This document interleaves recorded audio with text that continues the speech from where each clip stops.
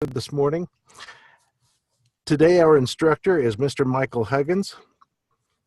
There's Michael's smiling face. Michael is a man who knows. He knows that can't is a swear word. He knows that you can change your habits. He knows that you can change your beliefs about success. He knows that you can change your very way of life for the better. Just look at Michael. He's gone all the way from grease monkey to successful entrepreneur, nationally renowned speaker and educator, trainer. And he knows that success is just outside of our comfort zone. He knows that we can reach that success. When we have the feelings of fear or nervousness, it is because we're getting close to success and prepare to take it all in. And here to help us and teach us to find success and make it an integral part of our lives is Mr. Michael Huggins. Good morning, Michael. Good morning, Ron.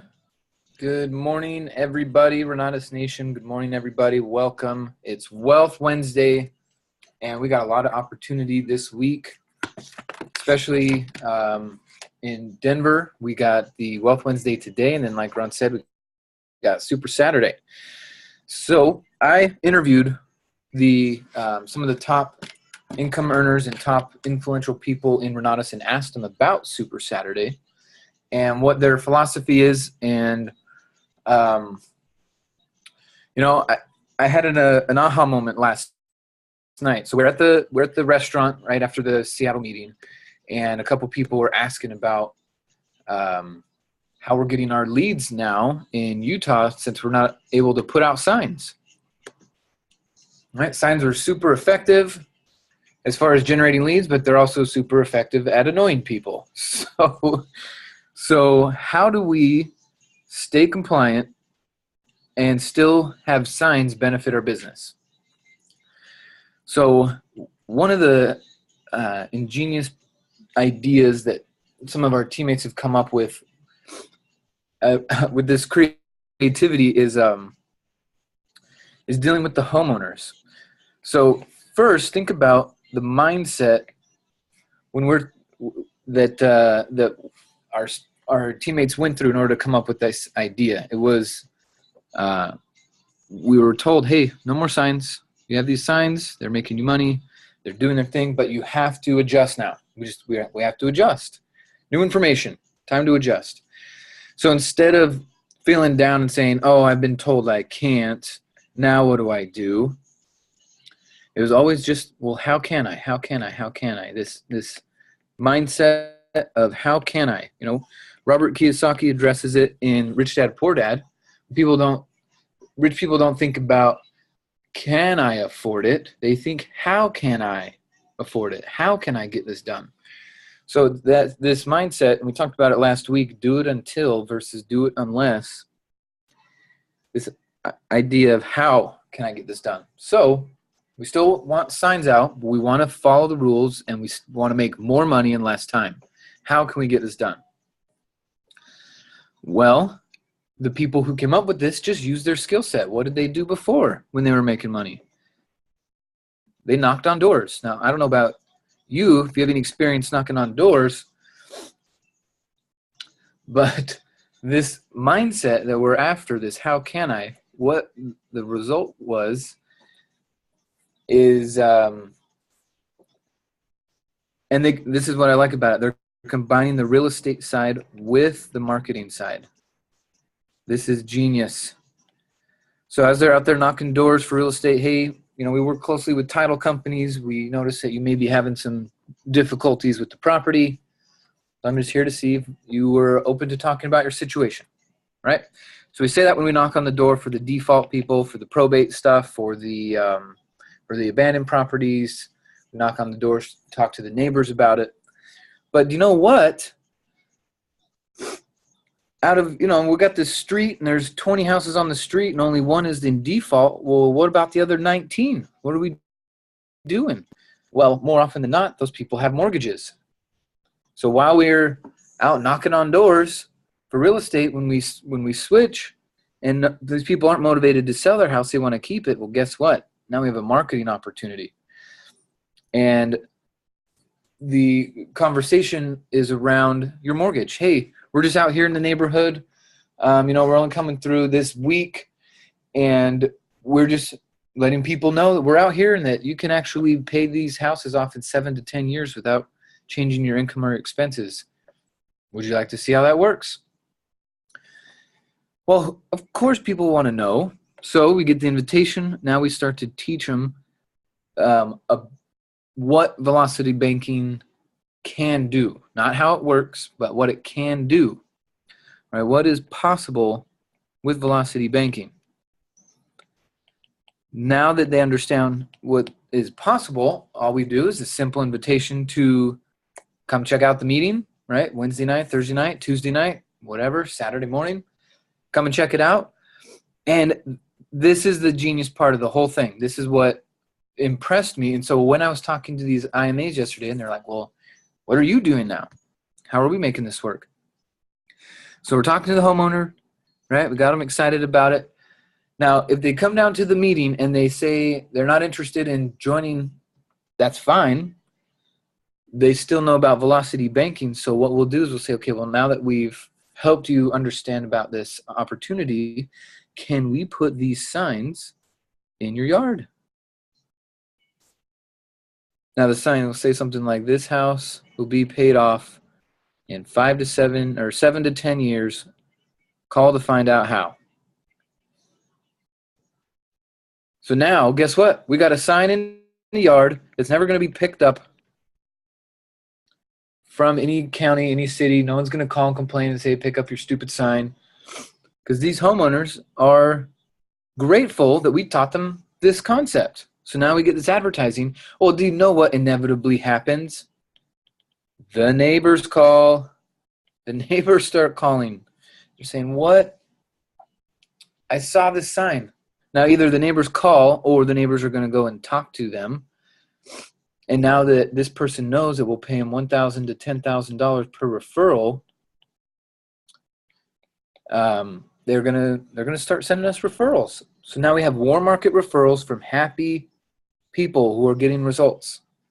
Now, more often than not, this person does end up enrolling in Renatus, just because why not? I mean, they're the homeowner. They need the help. They need the advantages we have. So then these signs stay around. They're generating leads. These people start to get certified. They're filling their bucket now. They're getting qualified. So this creativity is the key. How can I, when you're dealing with new restrictions or new challenges, it's always how can I? Okay, we got some questions. Hold on a sec. Questions. Charlene, what's up, buddy? Okay, this is what we're doing. Now, I'm not the creator of this program. I'm not the door knocker. I'm getting this from our teammates who are doing this, okay? So the gist of it is, while you're out there building your real estate business and talking to people, generating leads, you're also out here to talk to the homeowners in this area. So it would be the concept is, we're here this week. That's it. We're doing you a favor. It goes back to that third core belief. We're doing you a favor. So I'm just knocking on your door. We're doing you a favor. We're in the area for the week. We're helping homeowners like this guy down the street pay off the debt, pay off the house without changing your income or your expenses. Oh, I also did say that. You're right. Okay. So while we're doing the real estate, it's high. We work closely with title companies, not for title companies. Hi, my name is Michael. I'm a local here. I work closely with title companies, and they let me know that you may be experiencing some financial difficulties with the property. So I'm here. They know what I do. They know that I help people out of challenging situations. And so I got your address, thought I'd stop by and introduce myself and see if I can help you with your situation. Mind telling me a little bit about it? And of course, we already know the challenges. That's why we're knocking on the door. So we work closely with title companies, and they let me know that you may be experiencing some financial difficulties with the property. We're not going to say, hey, I notice you're in foreclosure. I notice you're about to lose this. I notice none of that. That creates the emotion that we're trying to stay away from. So I notice you may be having some financial difficulties with the property, right? Not with your house, with the property. Trying to remain emotionally neutral around it.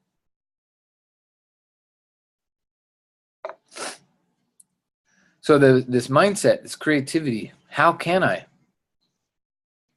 Well, I've had to tap into this mindset a lot, especially when you don't have a lot of time in the day, right? You got jobs and obligations and different priorities. I still have a bunch of leads, but over these next 2 weeks, we got nationals, pack retreat, bunch of stuff. And so I'm asking myself, how can I still keep putting butts in seats in our meetings while we have the busiest 2 weeks of the year? How can I? I'm not sitting back thinking, well, it's a busy week, so I'm not going to make calls. No. How can I? How can I? How can I?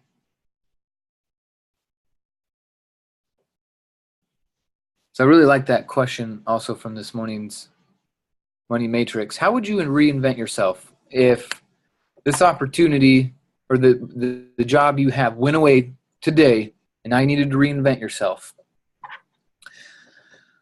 Okay, so I haven't never done a training on this, so let's talk about it.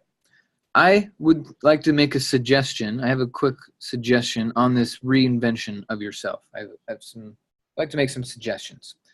Lately, I've been doing a lot of listening to our teammates, and not just the listening, but what are they saying that's causing them to not get their result? So if they're over here, we got people who are receiving the same training, same market, same time, same opportunity. They're selling the same product or educational service. Okay, they got a lot of things in common. But one thing that's not common is this person makes 6 figures a year as an entrepreneur, and this person only makes 5 figures a year as an entrepreneur. Why is there a figure difference? If they have the same training, they're in the same market, they have the same time every day to do this, they have the same opportunities, same skill set, selling the same thing. And they're also spending this, they're taking the same action. They're putting out the same amount of calls per week. They're coming to their attendance is the same. They're at every study group. They're at all the Super Saturdays. But why is one earning 6 figures, one only earning 5 figures? And I mean, if you're only earning 5 figures, it's not much difference than 4 figures, 9,000, 10,000. So what I'm saying is there's got to be another difference. It's not the training. You don't need more training. You don't need to be in a different market, right? Some people say, well, if I was in Chicago, if I was in Salt Lake City, of course it'd be easy. No, that's not it at all. It's not the market, right? Some people will say, well, if I had the same amount of time as this person, then I would be making 6 figures. Okay, that's not true either, because there are some 6-figure earners that still have a job. They love their employment, so they're never going to quit their job, but they're also we're not as successfully making 6 figures, so it's not the time. We all have the same opportunity. We're all selling the same product and service. We're taking that same action in attendance. So what is the defining factor between creating a lifestyle you want and just scraping by? These are the questions that keep me up at night, guys. Guys and gals, I am thinking about these things all the time. How can I help you? How can I help the team? How can I help the future team members who will be catching these recordings, right? What's the difference? What's going on here? Are you guys baffled by this too? Why does this person make $250,000 a year and this person makes $25,000 a year?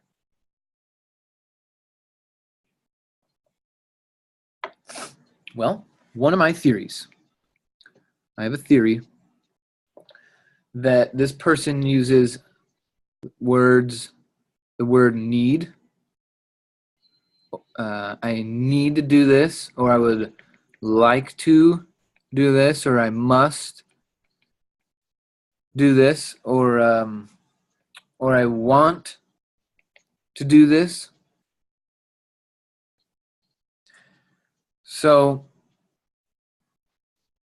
let me explain something real quick about this concept. And there's 3 different minds. Okay, Eleanor Roosevelt put it in the easiest way to understand. She said there are 3 types of minds. There's small minds, there's average minds, and there's big-minded people. Small minds talk about people. Average minds talk about events. And big minds talk about ideas. Right? So for example, the small-minded person would say, did you hear about Susie, or did you hear about Billy? And they'll start talking about a person. The events would be like, did you see the results of the game last night? Or did you see the movie set a record at the Blockbuster, whatever, right? The events, the Oscars, the Nationals coming up. So you could talk about the people at Nationals, you could talk about Nationals itself, or you could talk about the ideas you gathered from Nationals. That's going to put you in the big mind. Okay.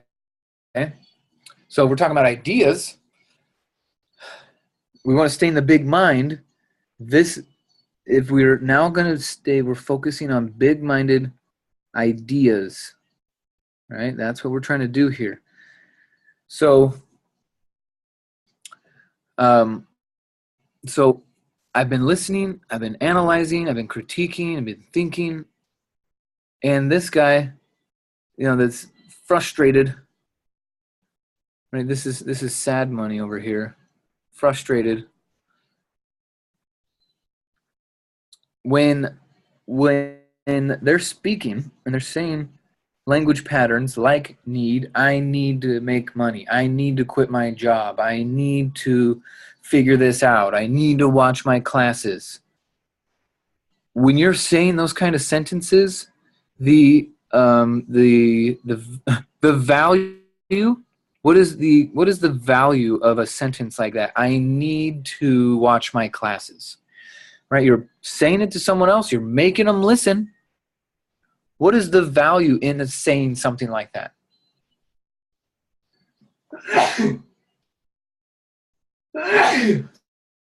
Excuse me. You say, I need this, I need that. You're not talking about ideas, you're not talking about events, you're talking about a person. And what kind of person? You. So you're just talking about you. There's no value. If someone is listening to your conversation and you're saying, I need to go to Nationals, but you don't go, then you might as well have not said anything. Or I would like to go, or I want to go, or I must go. Like sometimes the biggest one I hear all the time is, I need to quit my job. Okay. Then do it. Send an email to your boss right now. Holy shit, if it's a need, if you are meaning what you're saying and you need to quit your job, then by golly, you should do that shit right now.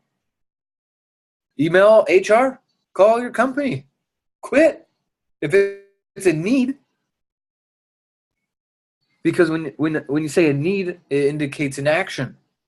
But if you just say I need to, and then you don't do anything, you might as well have not opened your mouth.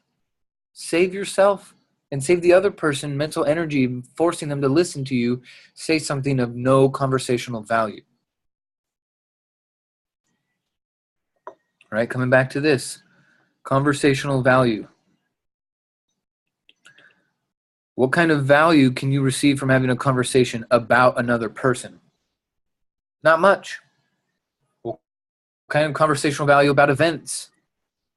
Upcoming events, yeah. Past events, not much. But ideas, the conversational value of ideas is incredibly high.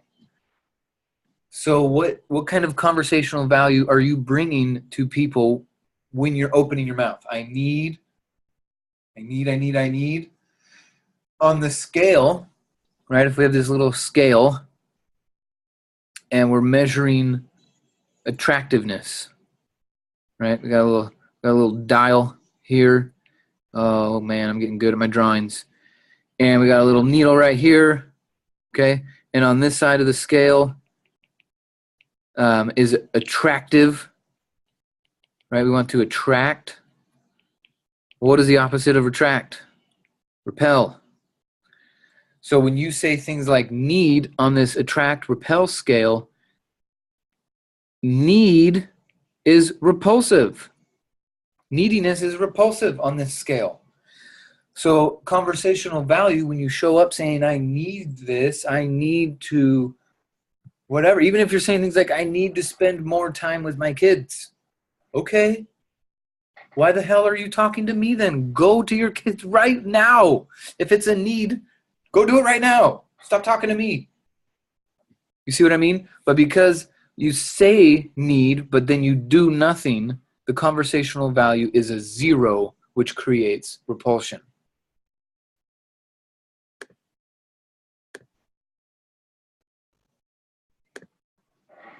We want to attract. We want to attract. That's where we want to be. We know to attract attractive people, we must be attractive. Sometimes when people are using this language, sometimes they think they're talking about their goals, right? Sometimes they think they're talking about their goals. I need to do this, I need to do that. But that's not the case. You're not talking about your goals.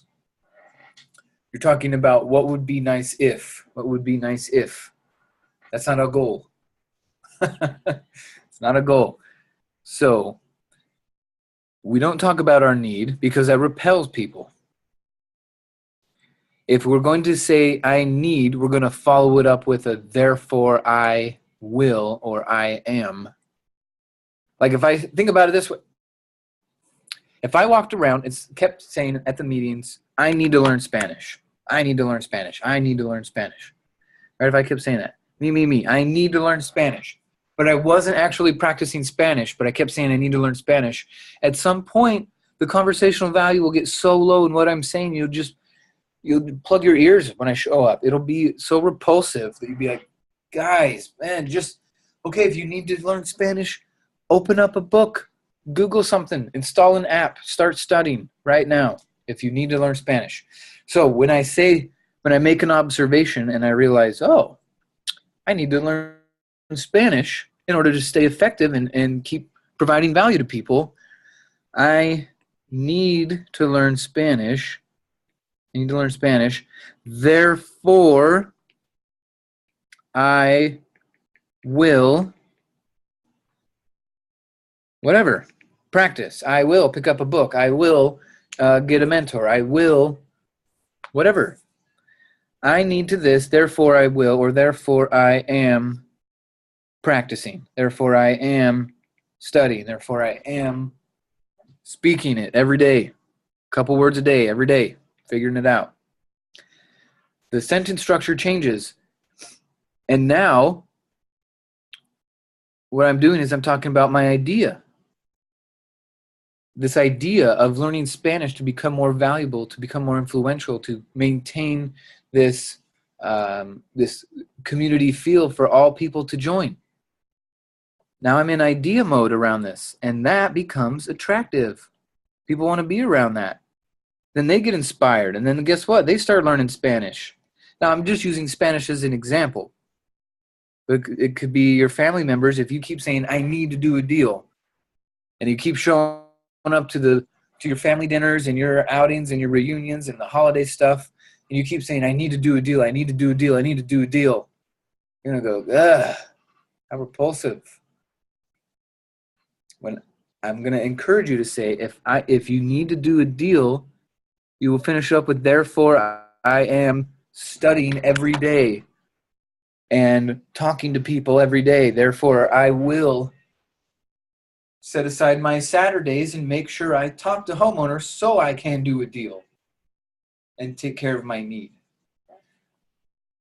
And everything I said about need would be the same with like to. I like to. Okay, well, I'm listening. I'm giving you my attention. We're having a conversation, and then you say, I'd like to. So now I have to sit back and go, okay, well, you like to, so are you or are you not going to? Because you just saying like to doesn't give me any information. I can't go tell anybody, oh, this person would like to do that. Okay, well, are they going to or not? Well, they'd like to. Uh-huh. All right, so we need help moving Saturday morning. Will you come help me move Saturday morning? Oh, I'd like to. Okay. Do you see what I mean? You can't make a plan when people are talking to you in I like to sentences. Or I want to. Or I need to. Same thing. Okay.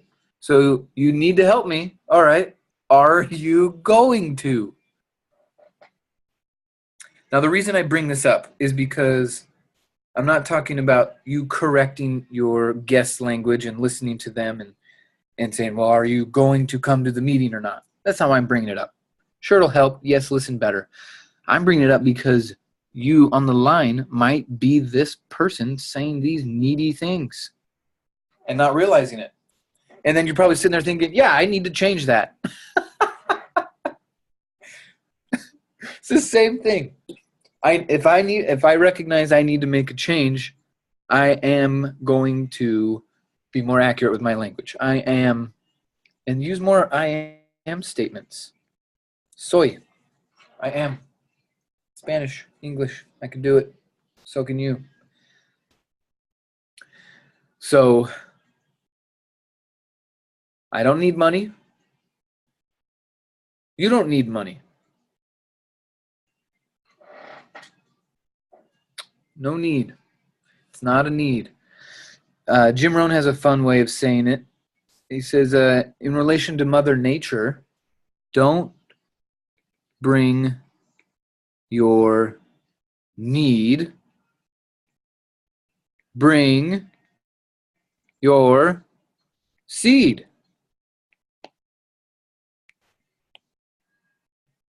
Bring your seed. You don't go to the field, right? You plow a field, you water it, you till it, you weed it, you get it ready, and then you just go up to it and you say, all right, I need crops. I need some corn. I need. It's not going to work. You don't bring your need. You bring your seed. When you're talking to customers, you don't bring your need. You bring a seed. You bring this idea called Renatus. This is the seed of something incredibly huge. So when you're talking to them, what creates that attraction is bringing your seed. That's what creates the relationship. That's what creates the magic. It's the first step, bringing the seed, not your need. No one cares about your need. You're a human, so you have all the same needs. So everyone knows that. You don't need to say it. Bring your seed. Bring the opportunity. Right? And you can start with your relationships, with your spouse right here. Stop saying I need and say I will or I am.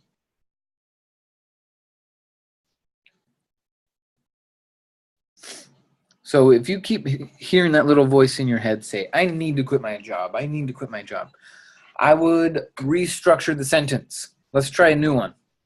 Instead of I need to quit my job, because remember, if you need to, just do it right now if it's a need. If it's not a need, then don't say it that way. Instead, what if you said, instead of I need to quit my job, we transform it into something attractive. I am replacing the income my job provides. That's what I'm doing. I don't need to quit my job. What I really need is to replace the income my job provides. Therefore, I am going to do it.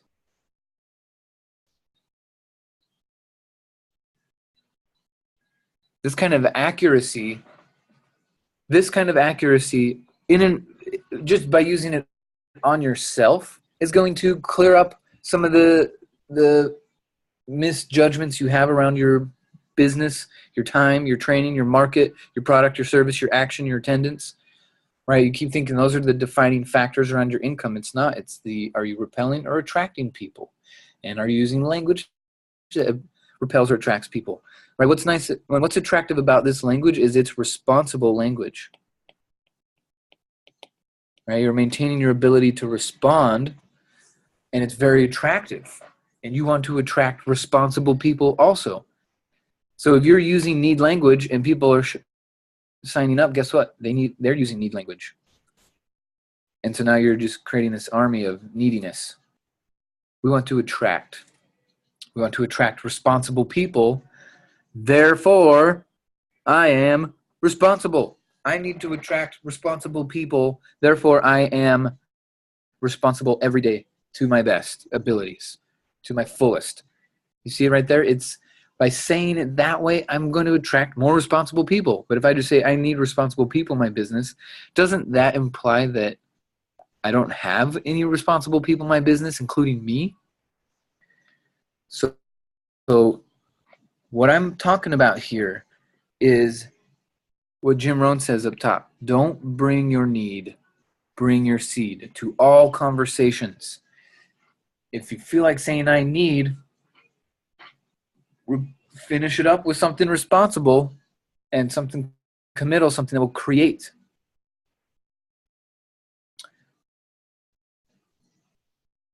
It's hard. It's hard, but if you have this attitude of how can I'm telling you right now, I am Xing out this. No more using those kinds of words as needy wantiness. This is my suggestion. Instead of you going, well, I can't, therefore it sucks. No. How can I still convey what I mean and increase my revenue? How can I? How can I be more accurate with my language and enjoy the process?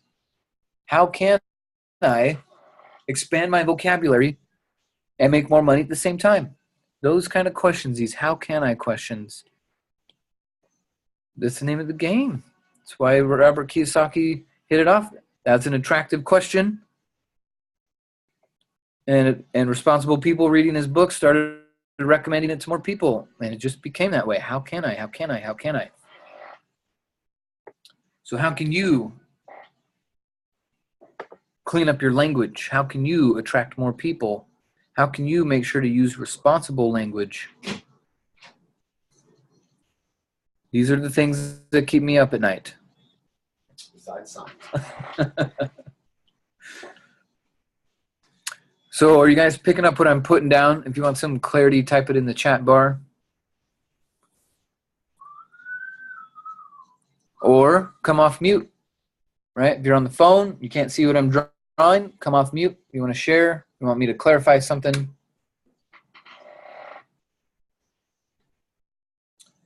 Don't bring your need,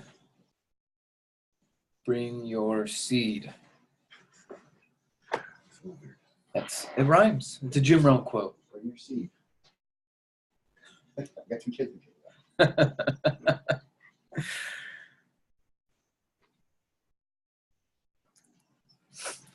Okay, so this was all prompted by Woody's training. He says, how would you reinvent yourself?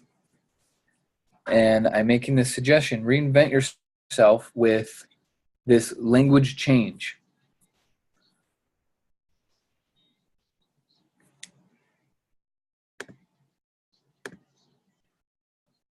Awesome blossom. Okay, well, I think you guys are picking up what I'm putting down. Yeah, imagine knocking on the door and saying, hey, I need to put out some signs. It's not going to work. You got to attract these people, attract these opportunities. So 30-day challenge. 30-day challenge. Right? I don't need to go to nationals. I'm going to nationals. Or if you do need to, then I need to, therefore I will find out a way to do it. I will earn the money. I will create a relationship. The I wills, not the I needs.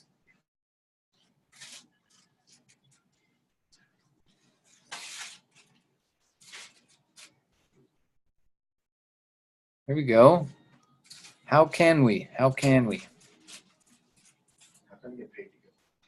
How can we get paid to go to nationals? These are the questions.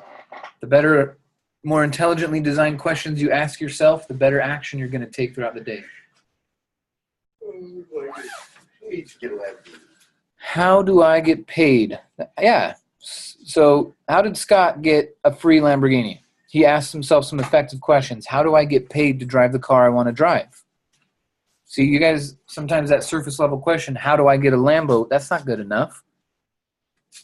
How do I get paid to get a Lambo? How do I get paid to add an attorney onto my real estate team? Sell them a combo, right? Nate Lambert's a genius. He added so much value to an attorney by enrolling him in the combo that now that Nate's got an attorney on speed dial, a real estate attorney. How cool is that? So he asked that question, how do I add an attorney to my team? How do I get paid to work with an attorney and do more real estate? How do I get paid? These are the questions. This is that mindset. What is attractive versus what is repulsive?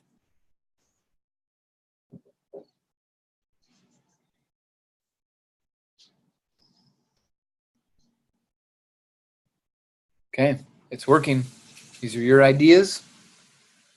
This is Wealth Wednesday. This is a wealthy transformation. This is a different way of going about it. And, you know, if we're going to sit back, we're going to ask ourselves, how would we like to reinvent ourselves? I would like to increase my attractiveness. I would like to eliminate the repulsiveness. How can I? Responsible language.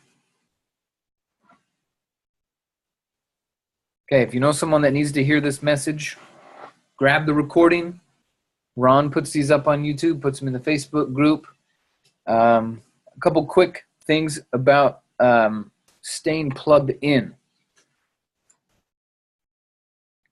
Right? Think about it this way: you're receiving some information, you're sitting in a training, and then you think, "Oh man, I need to do that. I need to look that up. I need to remember that," and then you don't do anything. Again, I love it when the IMAs say, "All right, man, I need to remember that," and then they pull out their phone and put it in their notes. Now they're doing something, not just talking about I need to.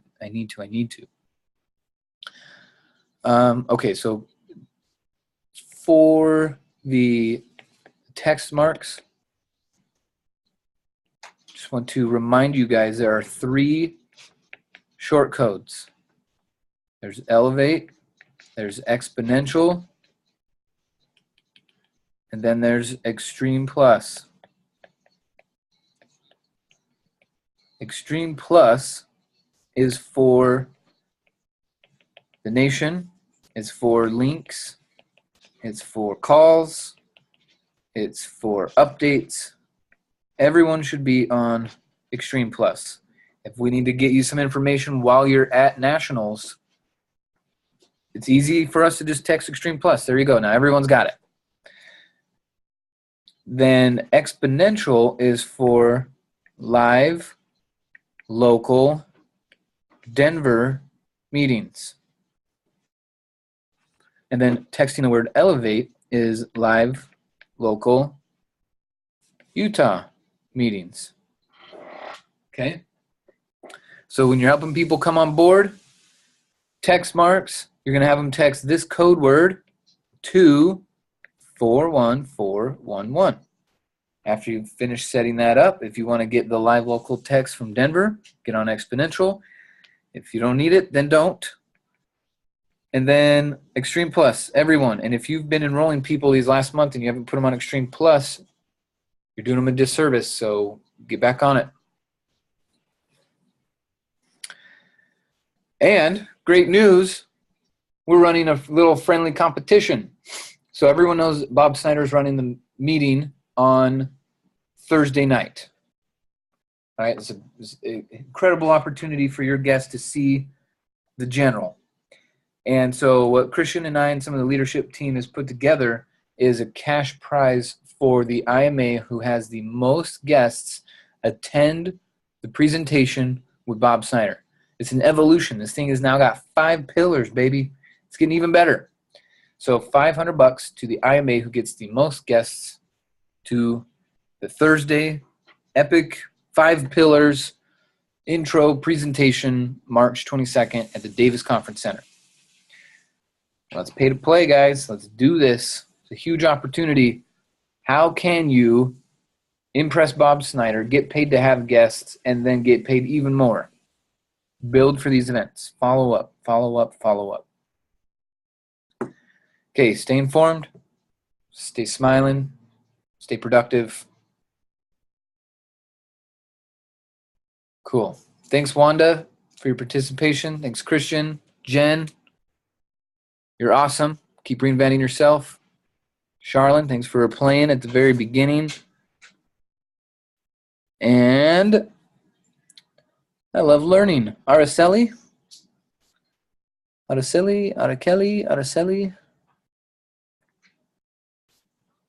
Cool. All right, guys. Have a wonderful day. It's Wealth Wednesday. Remember, the only way to be 100% right is to admit you don't know anything. Okay, have a great day, guys. Bye, Sandra. See ya.